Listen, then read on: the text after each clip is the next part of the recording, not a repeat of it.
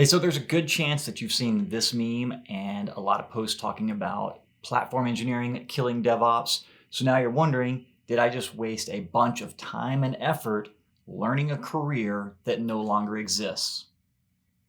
No. And if that's all you needed to hear, thanks for watching. Be sure to like and subscribe.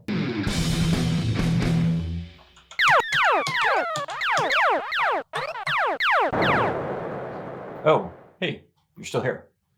All right, so you're looking for a little deeper explanation. I gotcha. So let's start by going back to the beginning. No, not that far. To the beginning of DevOps, like sometime around 2007, 2008, when the term was initially coined. Now, at the time, it was common for software teams to write their code and throw it over the wall to IT to deploy and run it. The problem with that was IT didn't know how the code was built, how to operate it, or if it would even run on the infrastructure that IT had to work with. Part of the blame belonged to the software teams for not providing that information, but part of the blame also belonged to IT for not providing information to the software teams about the capabilities that they had. So we came up with this idea of DevOps. It was a way to build, operate, and scale applications by allowing the software team, aka Dev, to work more closely with the IT team, aka Ops. DevOps was going to take two great things and put them together to create something better. Hey, you got your chocolate and my peanut butter. Peanut butter on my chocolate. Delicious. In reality, what happened was we created a new team called DevOps. So now instead of the software team throwing their code over the wall to IT, they would throw it over the wall to DevOps, who would in turn throw it over the wall to IT. The root cause of all of this is DevOps was never a who.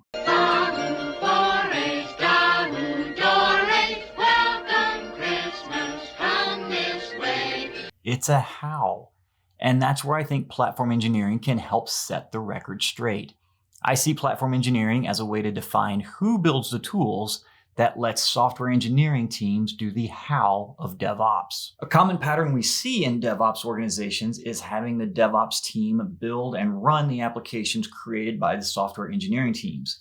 This can work well with small teams, but as your software engineering team grows, the wheels start to come off the bus. Early indicators that the wheels are coming off the bus include last-minute notifications of new applications that are ready to go to production.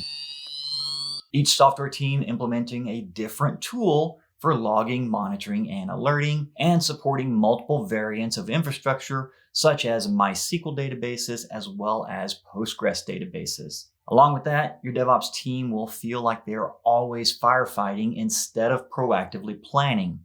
Now, you can add more DevOps engineers to deal with this, but you're still firefighting, you just have more firefighters. And this is where I think platform engineering really starts to help. If we take a step back, we can see some common patterns in all our applications. The cloud provider that you use, databases, load balancers, and even running the applications, whether that's on virtual machines or in a container, are probably pretty similar for all of your apps. We can use this knowledge to build a self-serve platform for our software building friends. You'll hear this referred to as an internal developer platform, or IDP, and that's the big shift from DevOps to platform engineering. You go from building the infrastructure for a single application to building a tool that allows anyone to build the infrastructure. This represents a big shift in the culture of your company.